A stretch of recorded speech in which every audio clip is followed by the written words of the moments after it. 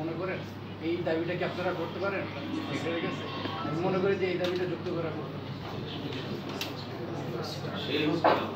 বলতে চাচ্ছেন ইনস্টিটিউশন যেমন বঙ্গ হাসপাতালে একটা আলাদা ইনস্টিটিউশন, ওরকম ইনস্টিটিউশন এখনো নাই। আমরা অলরেডি এটা দাবি জানানো হয়েছে ঢাকা ডেন্টাল কলেজের পক্ষ থেকে একটা ডেন্টাল ইনস্টিটিউশন, এবং এই যে এখানে দেখেন বেশ কয়েকজন ওরাল ম্যাক্সিলোফেশিয়াল সার্জন আছে যারা এই যে মুখের বিভিন্ন অপারেশন করেন, তাই না? মুখের ক্যান্সার, টিউমার, হাঁটি ভেঙে গেলে সেগুলো জোড়া লাগানো, এই ঠোঁট কাটা, তালু কাটা রোগী। তো এই দুটো ইনস্টিটিউশনের জন্য অলরেডি গভর্নমেন্টের কাছে প্রপোজাল দিয়েছে। এখানে বলি, এখানেও আসলে আপনাদের একটু হেল্প লাগবে। সেটা হচ্ছে যে আমরা অলরেডি এই মধ্যে দেখছি যে আমাদের ওরাল ক্যান্সার আমাদের বাংলাদেশ এখন দ্বিতীয় সর্বোচ্চ সাম্প্রতিক যেই বাংলাদেশ মেডিকেল ইউনিভার্সিটি গবেষণা দেখা গিয়েছে।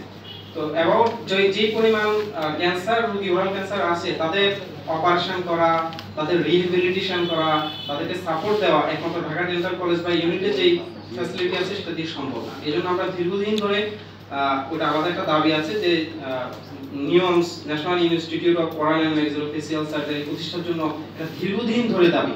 কারণ ক্যান্সার চিকিৎসা করা যেন অনেক ব্যয়বহুল, এক একটা রোগীকে হাসপাতালে এখন দীর্ঘদিন ধরে অপেক্ষা করতে হচ্ছে। তো এই প্রতিষ্ঠানটা যদি গড়া যায় তাহলে হচ্ছে আর ক্যান্সার আক্রান্ত রোগীরা অনেক সহজেই চিকিৎসা পাবে এবং তাদের দুর্ভোগটা অনেক লাঘব হবে। এবং মানুষের যে অর্থনৈতিক বার্ডেন, আপনারা জানেন যে চিকিৎসা করতে গিয়ে এখন মানুষ কিন্তু দারিদ্র্য সীমার নিচে চলে যাচ্ছে। তাহলে এই বার্ডেন থেকেও কিন্তু আমরা জাতিকে রেহাই দিতে পারবো। এইটার জন্য আসলে সম্মিলিত আন্দোলন লাগবে। আপনারা যারা সিভিল সোসাইটি আছেন তাদের মুভমেন্ট লাগবে, আমরা যারা পেশাজীবী আছি আমরা আমাদের দাবি থেকে জানাবো। সহজ কথা হচ্ছে দাবিটা সব জায়গা থেকে আসতে হবে, হ্যাঁ, না হলে আসলে এই জিনিসগুলো বাস্তবায়ন হবে না। এটা আসলে পুরোটা বেসরকারি খাতে চলে যাবে। তো বেসরকারি খাত যত ডেভেলপড হবে, আমাদের যে দরিদ্র জনগোষ্ঠী আছে চিকিৎসাটা তাদের নাগালের বাইরে চলে যাবে। আমরা চাচ্ছি চিকিৎসা সেবাটা মানুষের নাগালের ভেতরে থাকুক, তারা স্বাস্থ্য সেবাটা পাক।